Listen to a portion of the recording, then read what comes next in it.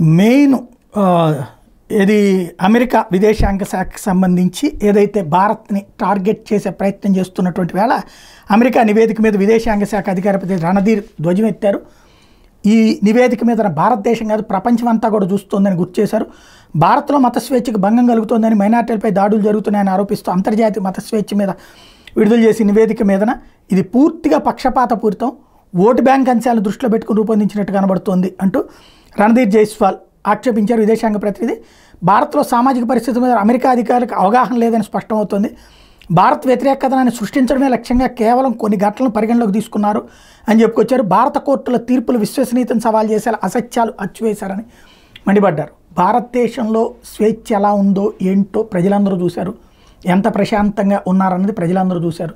ఇలా దిక్కుమాలి నివేదికలకి నమ్మేటటువంటి వాళ్ళు కూడా ఉంటారు, వాళ్ళ దేశాలు, మనం ఏం చేయలేం.